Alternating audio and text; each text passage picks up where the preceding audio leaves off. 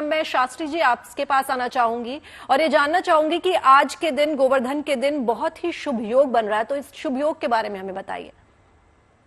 देखिए, योग बहुत श्रेष्ठ योग है। सोमवती अमावस्या चल रहा है, वो भी परिपूर्णता की तरफ है।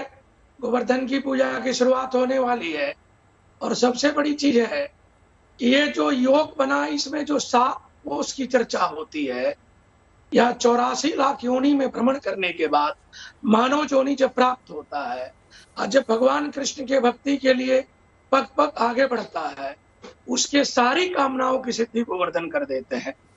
राधा बन गई मीत मुरारी, मीरा पी गई प्याला, मुरलीवाने ने क्या जादू कर डाला। इनकी आंखों में जादू, इनकी जीवन के आशीर्वाद से जादू, इनकी प्रतिभा में जादू। ठीक है, लौटेंगे डीपी शास्त्री जी आपके पास। संजय जी, मैं आपके पास आना चाहूंगी क्योंकि लगातार गोवर्धन की महिमा को तो हम समझ रहे हैं, लेकिन पूजा के विधान को समझना भी जरूरी हो जाता है, क्योंकि कई हमारे दर्शक होंगे जो नहीं जानते होंगे कि कैसे गोवर्धन की पूजा करनी है अपने घरों में, तो वो थोड़ा सा बता दें। जी बिल्कुल, बहुत बढ़िया बात पूछी है। सबसे पहले आप जो है शुद्ध जल और गंगा जल लेकर के उस स्थान को जो है थोड़ा साफ करें और साफ करने के पश्चात जो है गऊ का गोबर ला करके और गोवर्धन की प्रतिमा बनाएं और प्रतिमा के ऊपर जो है पुष्प इत्यादि जो है समर्पित करें, तिलक लगाएं। और एक कहावत भी है कि जो गोवर्धन पर्वत है वो मयूर की शेप में है, मोर की शेप में है।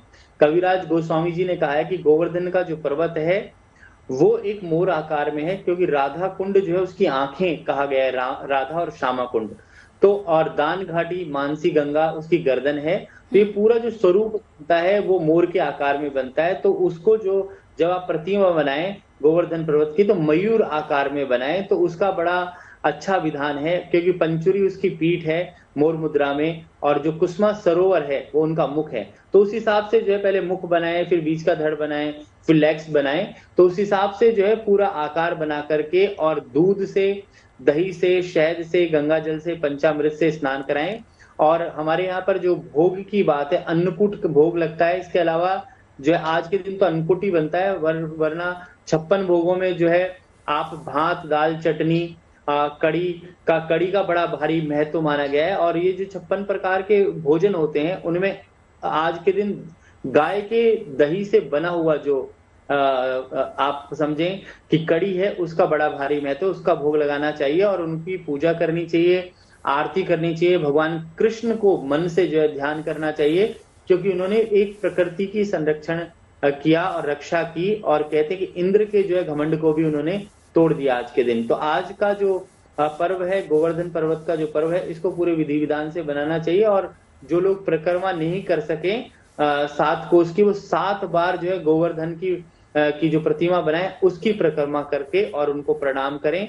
और भगवान कृष्ण क्या है कि हर एक कण के जो है मन मन में बसे हैं, क्योंकि उनका हृदय जो है हमेशा जो है भगवान कृष्ण का गोवर्धन में ही रहा है और वहीं रहेगा, क्योंकि उनकी लीलाएं वहीं रही हैं, तो उनका मन भी वहीं रहा है। तो उसी लिए जो है भगवान कृष्ण जो है भक्ति के मार्ग पर सबको ले जाते हैं। और भगवान कृष्ण का जो स्वरूप है वो भक्ति, भावना, माधुर्य का प्रतीक भी माना गया है। और भगवान विष्णु जो है गोकुंड धाम में रहते हैं, आप बैकुंठ धाम में रहते हैं, तो भगवान कृष्ण उनके अंश हैं। तो इनका पृथ्वी पर जो अवतरण हुआ द्वापर युग में, तब लेकर के आज तक इन्होंने बहुत सारी शिक्षाएं दी हैं कि प्रकृति, नेचर, गाय, पशुपालन, ये सब जो है सिखाया है और इनसे हमें अन्न जल की प्राप्ति होती है। जी संजय जी, तो संजय जी ने बेहद ही इंपॉर्टेंट बात जो है वो बताई है कि जो लोग मथुरा नहीं जा सकते हैं, जो लोग गोवर्धन की परिक्रमा नहीं कर पाए हैं, वो लोग घर पर ही उसकी प्रतिमा बनाकर और आप लोग साथ जो है उसकी परिक्रमाएं लगा सकते हैं। उससे आपको उतना ही लाभ मिलेगा जितना गोवर्धन पर्वत की परिक्रमा लगा के।